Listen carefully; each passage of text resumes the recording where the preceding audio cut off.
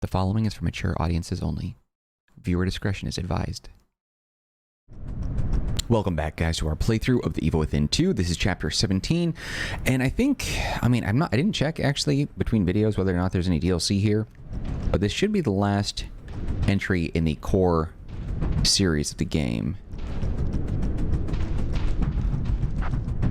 Or, I'm sorry, core campaign, rather.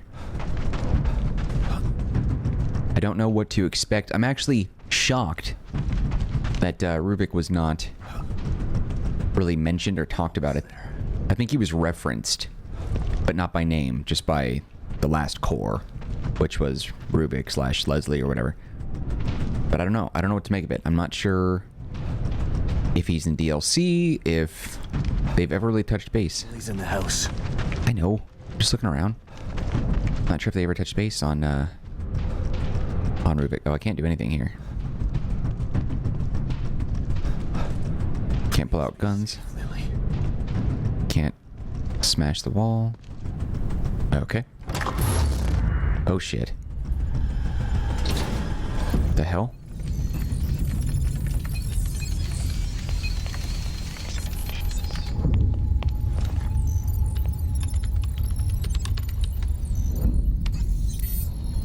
We've re-established contact, sir.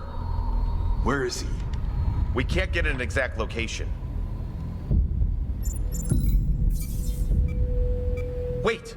The core's been located. The marker is approaching her. Excellent. Instruct the marker on how to re-establish the core. I hate to be the bearer of bad news, sir, but it's too late for that. The environment has taken too much damage. Even with the core back in place, total collapse of Union is imminent.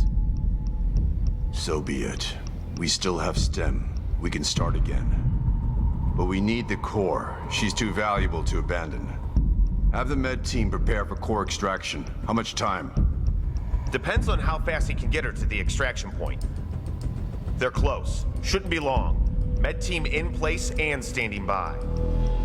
Once extracted, have the med team terminate the marker. He served his purpose. Yes, sir. Shit. Kid, call your man and give him instructions. Well, I guess this is it, kid. Kid, did you hear me? Yeah, I did. Is that insubordination I'm sensing? Didn't he just do that gesture? You can't kill him. Yes, we can, and we will. Once he's back in the real world, he'll become a liability. Now, call him and tell him where the extraction point is. And the same gesture again. Come now, kid. He signed his death sentence the moment he entered STEM. And again. Now, do as I've ordered, or you'll be signing yours as well. And again. No. A shame that you'd attempt to betray us. I had such hope for you.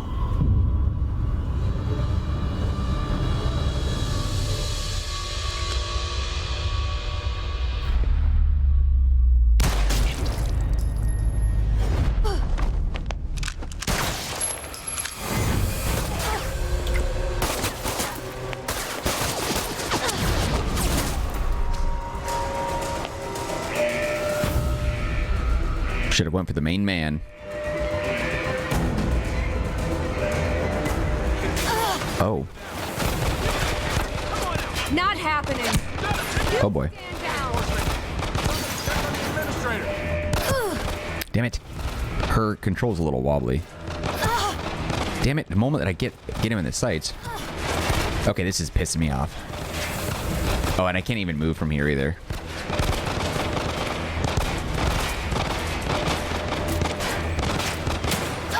God damn it.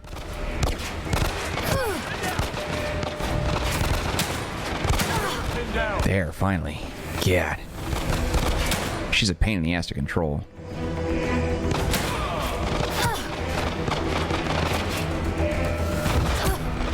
It's very annoying. She doesn't move like Sebastian at all. She's very slow. Damn it.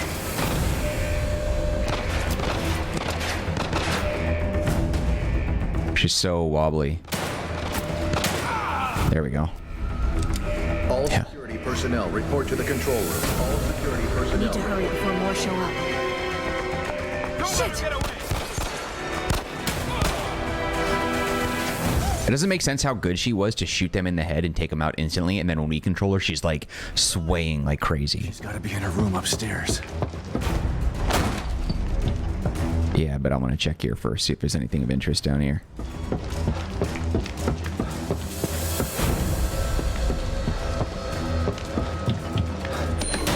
Hey, mysterious toy. I knew there was something here. Keep blowing steadily, but something compels you to pick it up. You don't carry it around with you, but you decide to keep it in your room for safekeeping. The keeper from the last game. So there are 4 toys at least. Nice. I had a feeling there was something down here. I'm surprised we didn't get an achievement for each toy.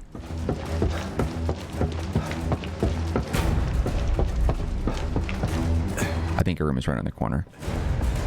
To the left. Oh, you think?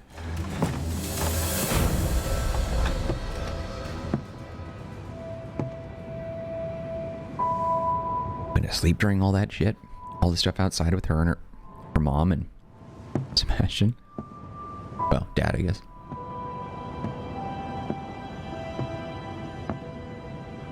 Lily. My sweet little girl. Dad? It's me, Lily. I'm here. Is it really you? Shh. It's really me. I'm here to take you home. How would she even recognize him? No, baby. But we will be soon. She hasn't seen him in years. Tired. She was a little baby. Go back to sleep. When you wake up, we'll be safe again. Or dead.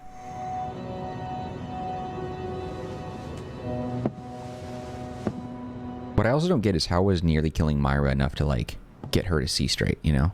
Is it a camera in the eye? What is that weird thing? Myra!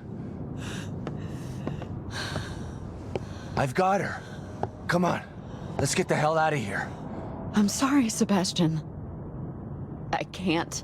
Yes, you can. I'll carry both of you if I have to. But I'm not... Mobius has to be stopped. Screw Mobius. We've lost too much time to them already. We can get away, just the 3 of us. We'll go someplace where they'll never find us. There's nowhere to hide. They're everywhere. Lily will always be in danger, unless I destroy them. Okay, fine, I'll wait. Once Mobius is gone, It doesn't work that way, Sebastian. It can only be done from inside. STEM is more than just this place. All of Mobius are connected to it via the chips in their heads. What? Once I assume the power of the core, I can transmit a signal just as Union collapses. A signal that can take Mobius down once and for all. We're finally together again. There's no other choice. This is part of the plan. It always has been. I'm sorry. Myra. Shh. Just promise to take care of the little one. Never let her forget how much her mother loved her. Myra. There's so much I want to say to you.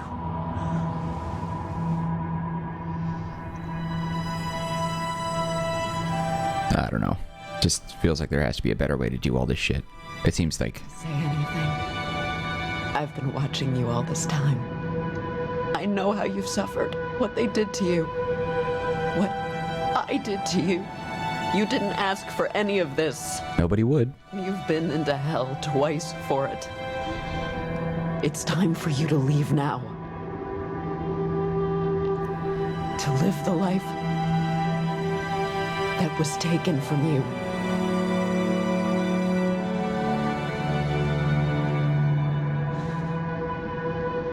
I love you, Myra. I love you too. both of you. That's why I'm doing this. But there's no more time. You have to go, now!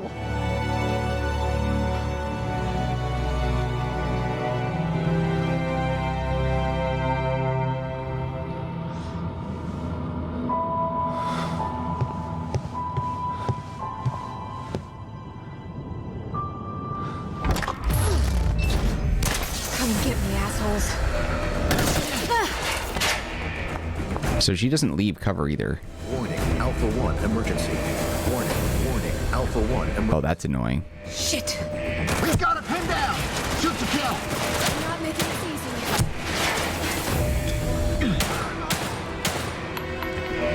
Yeah, she can't even get up.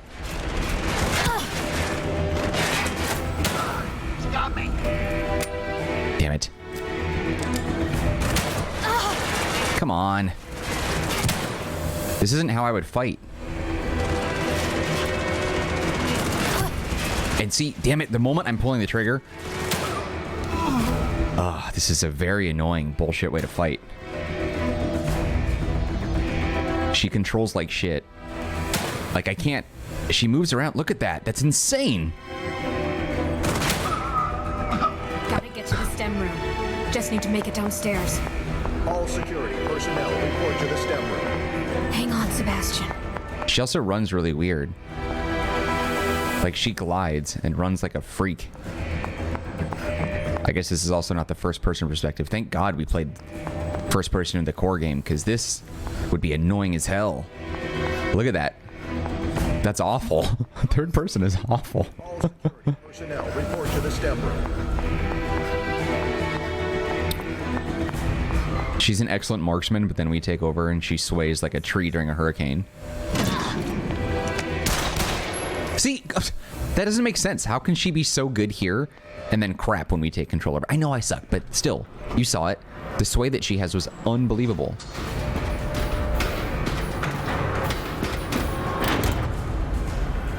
That room is filthy. How are these bathtubs, like, up to code? Like, wouldn't you keep them in an airtight container? I made that comment in the last game, and I still feel strongly about it. What are you doing, kid? Your actions will only result in your death. You must know this.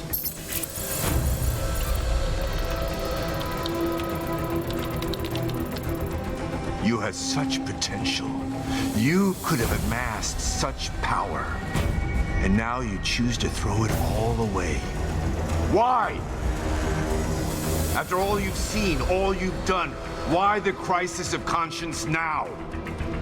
Is it for the detective? For the child? No. It's for me. Oh, shit. Think about what you're doing, kid. STEM is needed. Imagine it.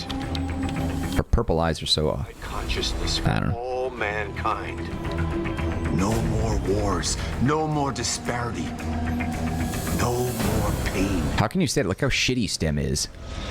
There's nothing but monsters and creatures in there. Like, how can you say that? Clearly it's screwed up. Stupid. Stupid logic. No going back now. I hope you were right, Myra.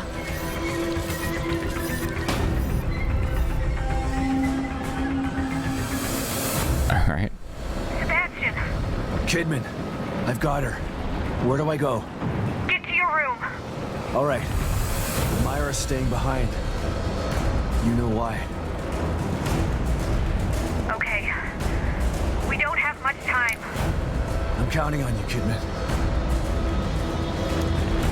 Can he fight with her in his arms, though? No. It looks like We're almost there. he has unlimited sprint. Oh, shit.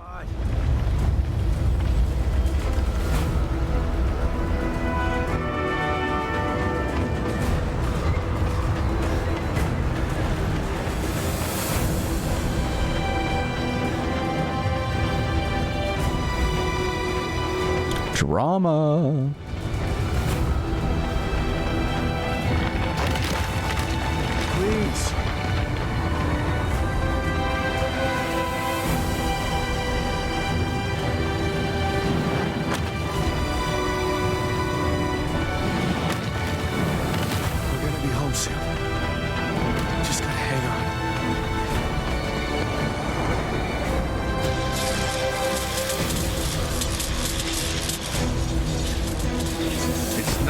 late to stop this, kid.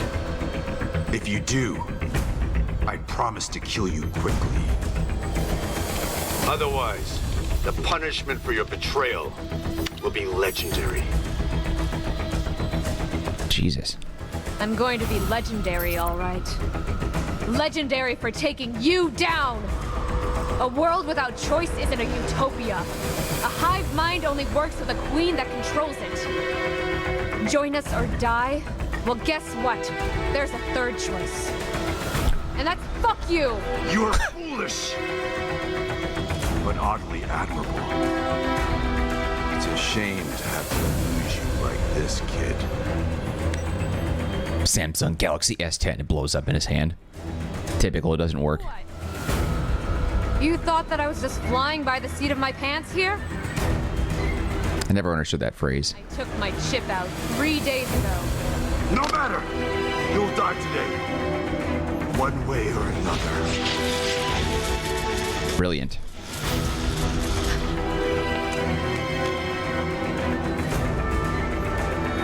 Come on, Sebastian. We're almost out of time. God, don't make me control her. She sucks so bad. Damn it.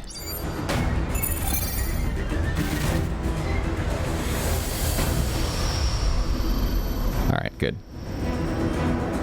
Where's the cat?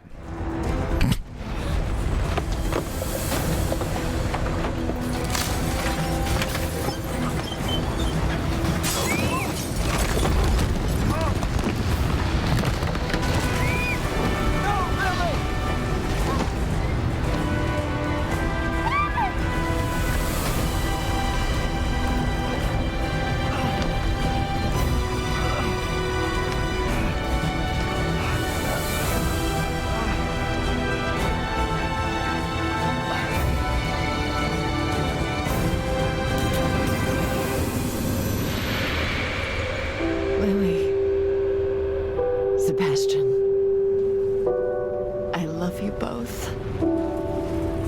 How did they never suspect that she was dirty, knowing that her daughter is the one in STEM? Be safe. And that her husband is the one investigating them? Mobius never was like, she might be a crook.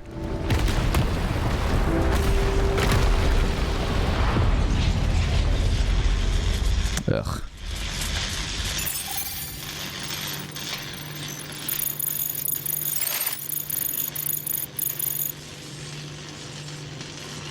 You did it, Myra. I knew you would.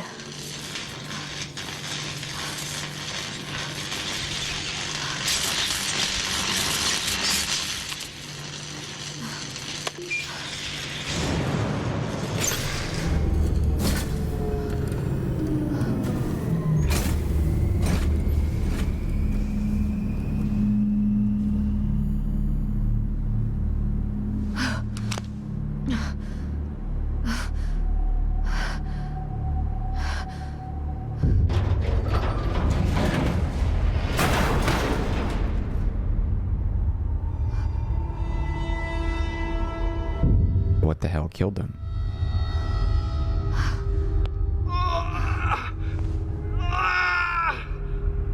Oh, the chips.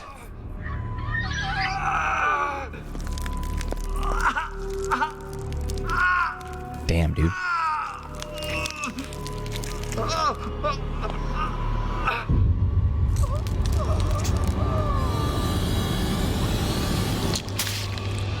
Shit. That crunch was kind of gross. Very unsettling. Take it easy, Sebastian. You're safe now. Lily. Where's Lily? I don't get the goopy muck that they're in either. Never explained that. Getting her out. Stand over there.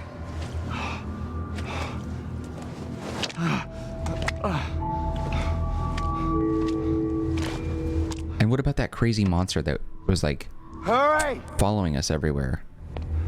This game doesn't explain shit, and that's what pisses me off so much. It's so lazy story-wise. So lazy. It's so many threads that go nowhere and don't even really, like, connect to anything.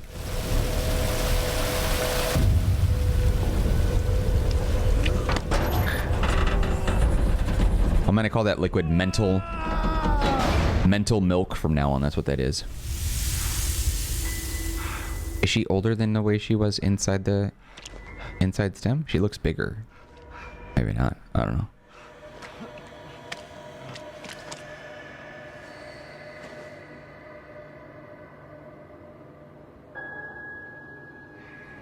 Dad, is it really you? Yes, Lily. It's really me. I was having the worst nightmare. Shh. I know, Lily. But you're awake now. The nightmare's over. There's nothing to be scared of anymore. What sort of stupid-ass program design allows the core to snap all the employees to Mobius to dead Still inside there, through the chips? Like, just thinking I'm... It really is over. Thanks to Myra.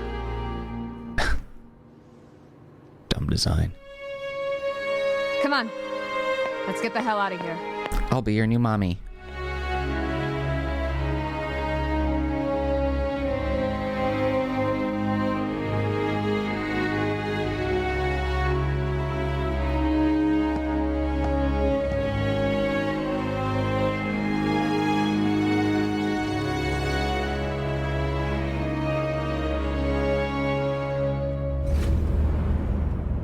And no Ruvik. No Leslie.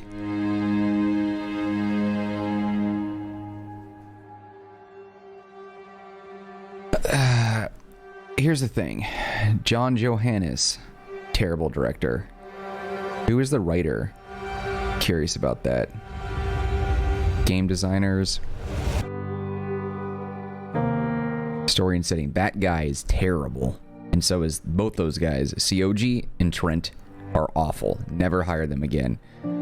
This game and the storyline rely so heavily on imagination that it sort of kills and ruins so much about the story because it doesn't go anywhere. It doesn't mean anything. And I don't like how you have this crazy big bad in Stefano and his crazy like camera monster thing.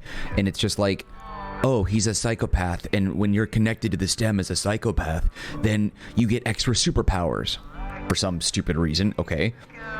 And it also doesn't make sense if they don't have a failsafe where it's like, hey, someone plugged into STEM is bad. We don't have a means of just like automatically ejecting them. Why wouldn't you design that? Why do you have to connect them and then like they all of a sudden can take full control over by being a psychopath? That's stupid.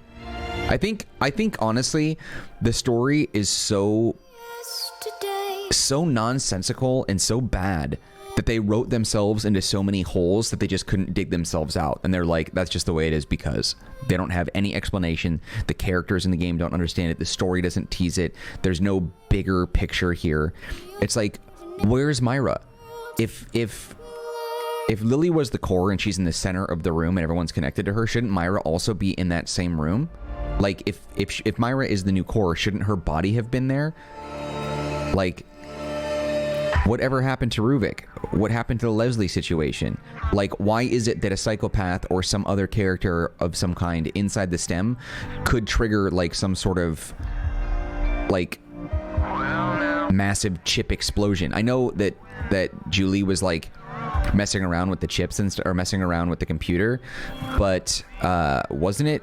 Am I correct in saying that Myra was the one who said that she can stay inside the system and become the new core of the stem and then trigger the chips in Mobius? But why would you do that? What possible benefit would there be for someone inside your giant computer fake fictional reality, like to be able to have some sort of control? Okay, we're gonna skip over this. This is a bit much. Like, give them power to like kill everyone in your like. Why would you do that? The administrator?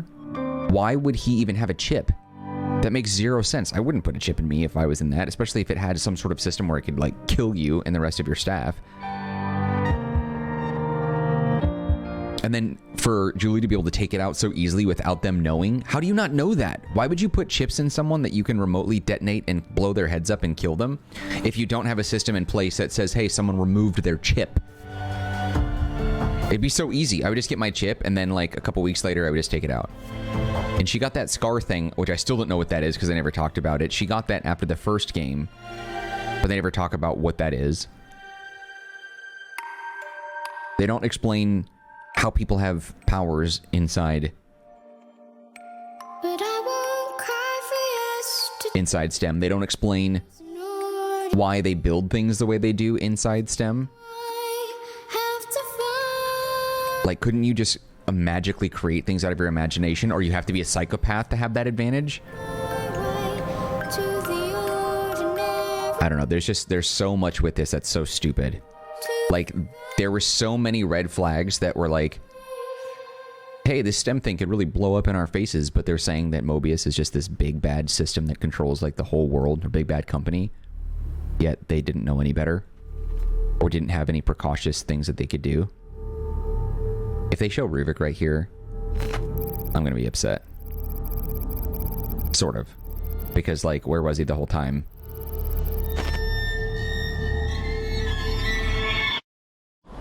Okay. Okay, they didn't do that at all. That's really dumb. Okay, new game plus option has been added. Alright. Let's see. Classic mode difficulty has been unlocked. Okay, whatever. 20,000 green gel. I don't care about that. You've unlocked a professional outfit. And, if only those days could have gone on forever. You can change outfits. Don't care about that. The Magnum. Don't care about that. You've unlocked the ultimate reward, a more cinematic game experience. I don't care about that. Okay, so it just kind of seemed like... Also, too, like, a lot of these rewards are things that you should have had in the beginning of the game. It doesn't really make sense to add that after the fact, because I'm not going to play this again. Let's see, continue new game, load. Yeah, I guess not. There's not any DLC. Okay, we're going to take a look at this real fast and see if there's any information about this and why Ruvik wasn't involved.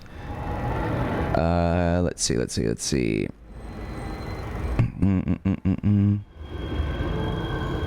Interesting. So there isn't any DLC. Yeah.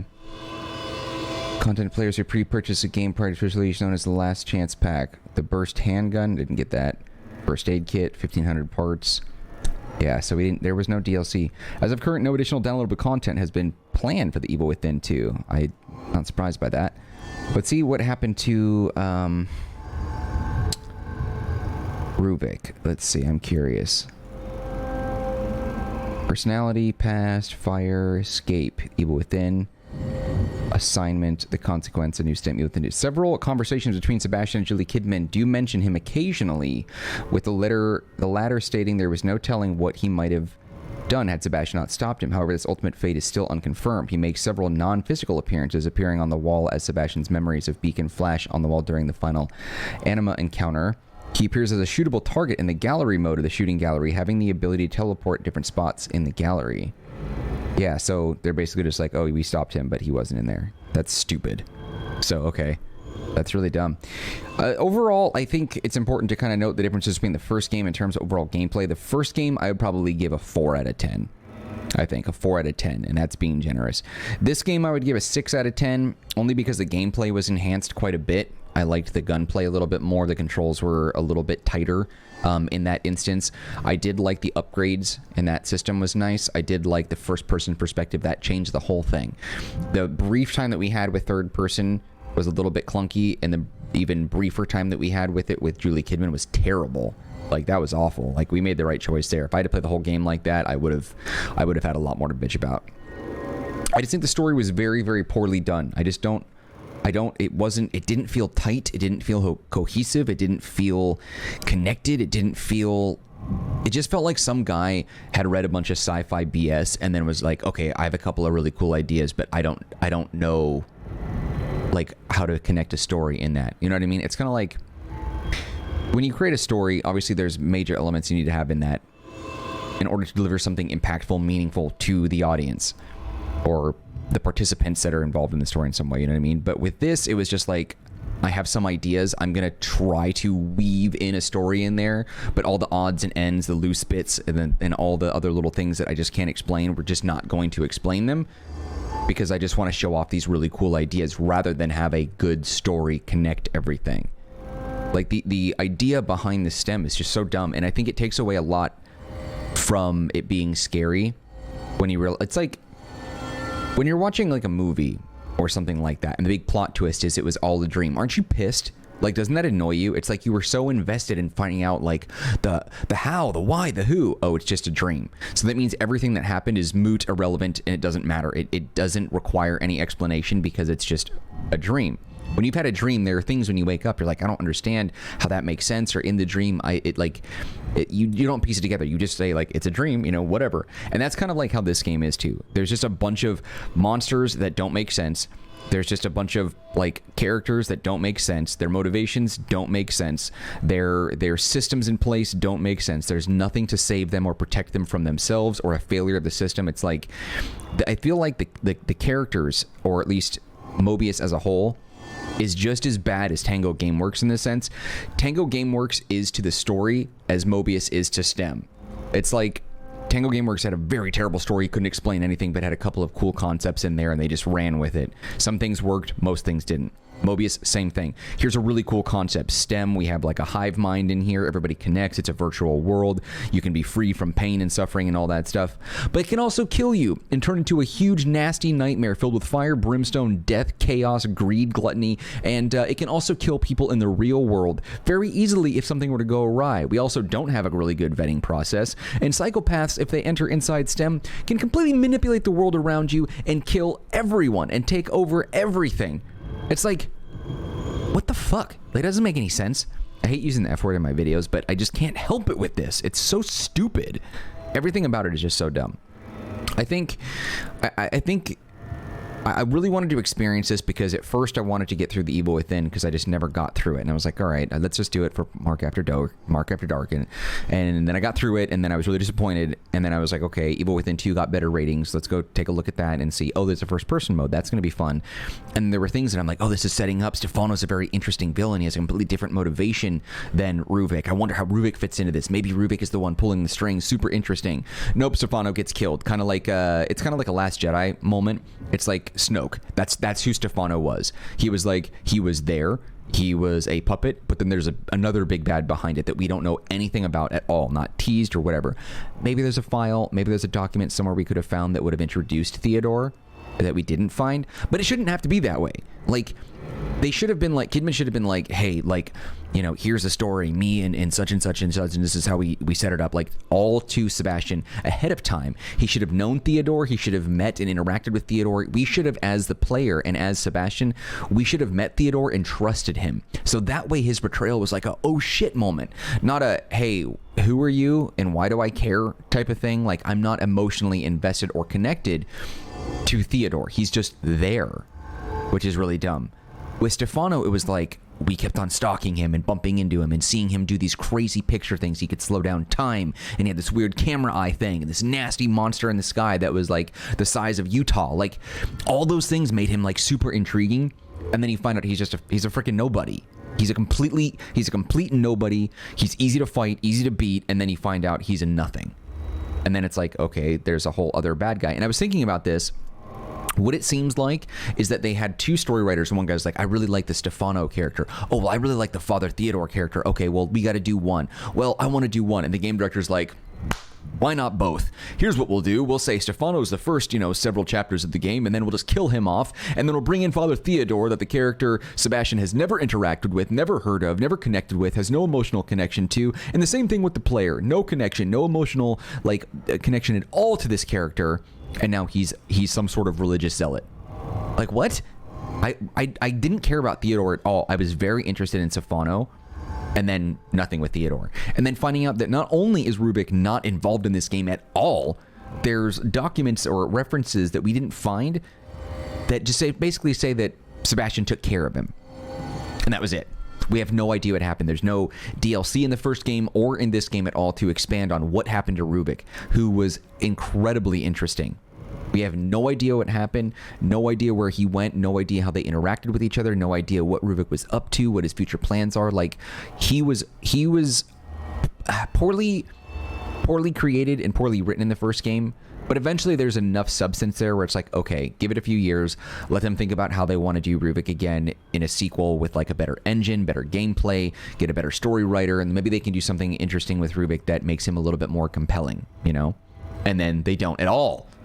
As far as I'm concerned, they might as well just retcon the whole thing. They just abandon all that.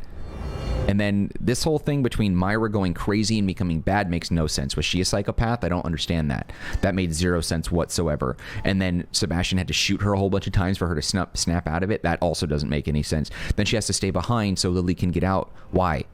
Like, also, where is her body? How is she connected? Where is this? That looked like they had one center room with Lily as the core in the center of centered room, right? And then, you know, a dozen bathtubs surrounding it.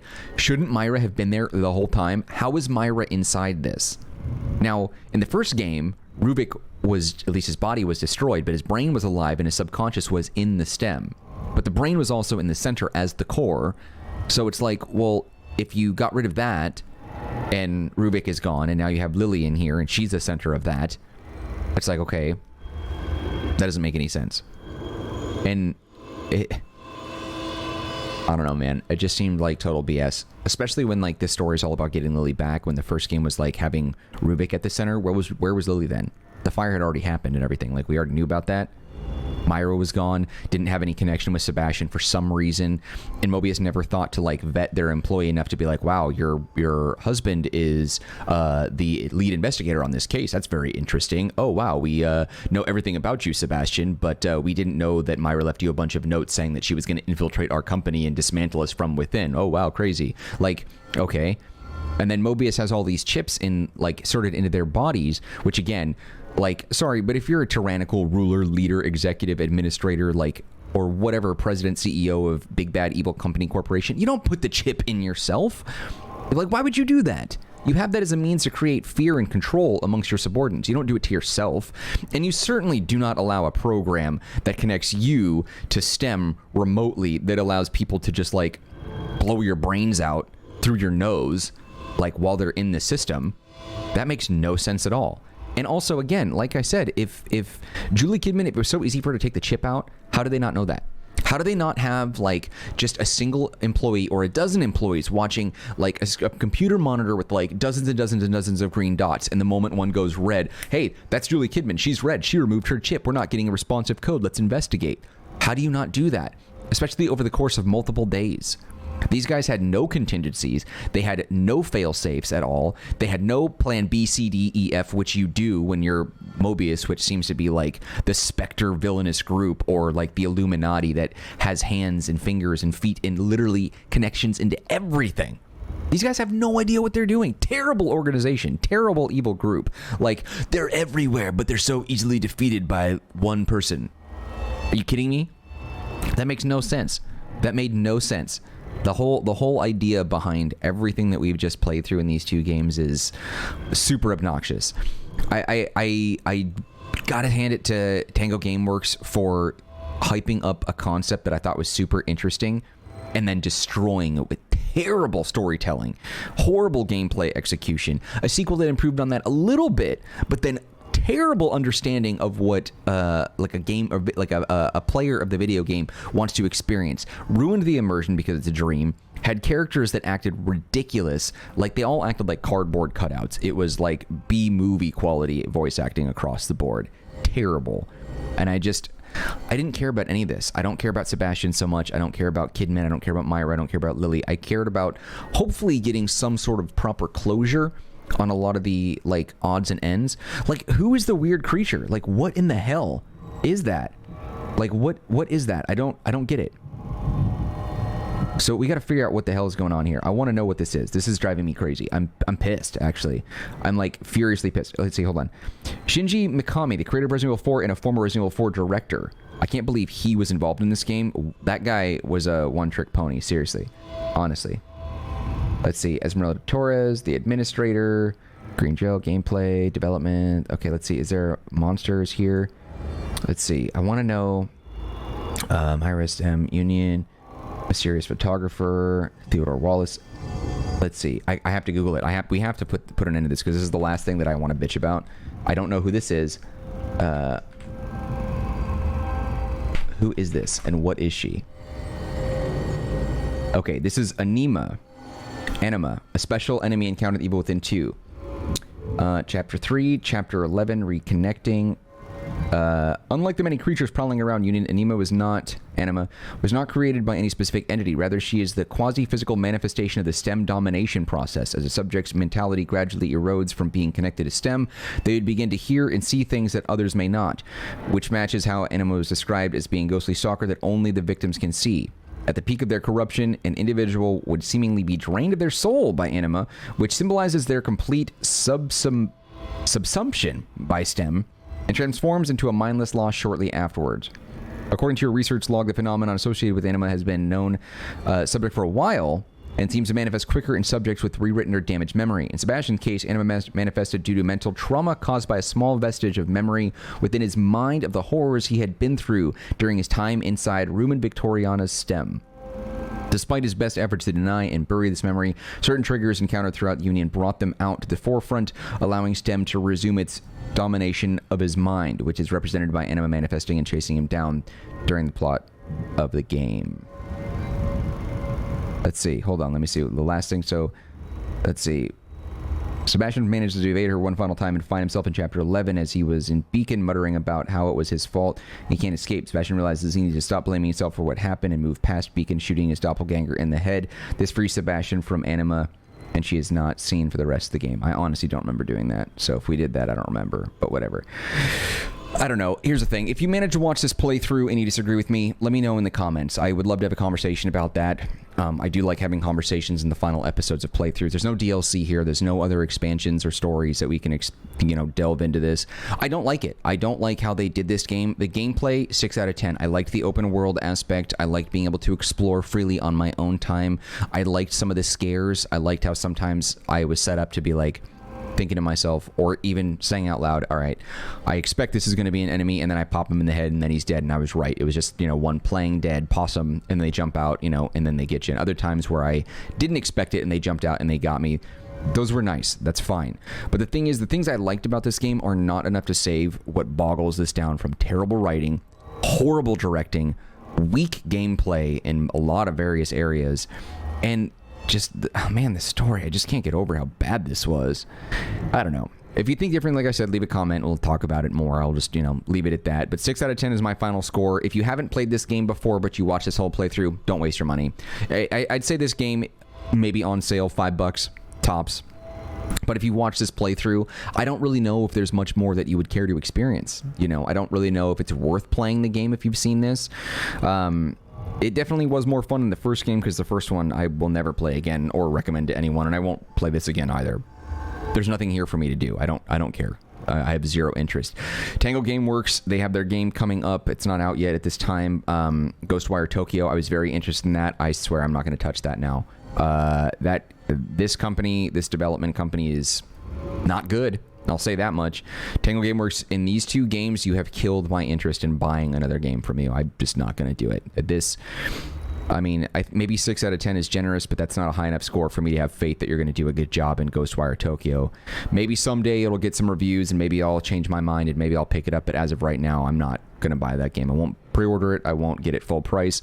I will wait a very long time until I'm certain that I'm not going to get ripped off and misled. Because I have a feeling that what they're going to do with that game, too, is they're going to have a crazy, intriguing trailer that's going to be like, wow, what's going on? This whole world is being overtaken. Oh, it's another STEM dream bullshit. And I'm just like, I don't have any interest in that. I don't want to get interested and intrigued by a story that turns out to be a dream or someone's psychosis. I don't like those stories. I don't like those ideas. I think it's cheating the player. Like, you can't come up with a good explanation for your ideas, so you just say it's a dream. I don't like it. It's stupid. Anyway, rant over. Yeah, that's The Evil Within 2. Thank you guys for watching. Thank you for hearing me out. If you got this far, I appreciate that. I don't mean to be overly negative, but I just don't really have anything positive to say about the experience here other than a couple of small things, and it's just not worth it.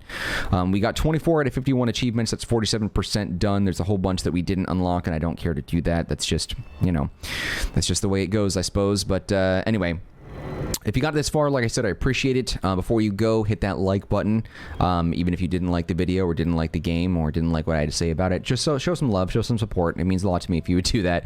This game sucked and is bullshit, but if you like me, please like the video. Don't forget to subscribe to the channel if you want to hear more rants on things that I don't like and more praise from things that I do.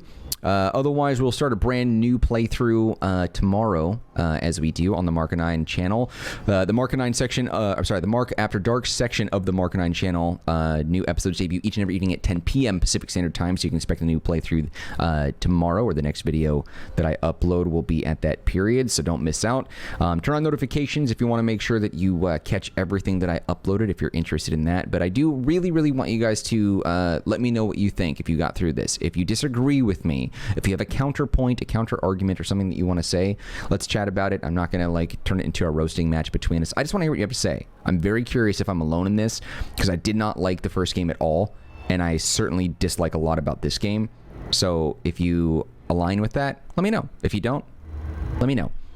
Anyway, that's it for me, guys. Thanks again for watching. Take care of yourselves, be well, and I'll see you next time when we start a brand new playthrough right here on the Marcanine channel, part of Mark After Dark. All right, guys, take it easy. I'll see you later.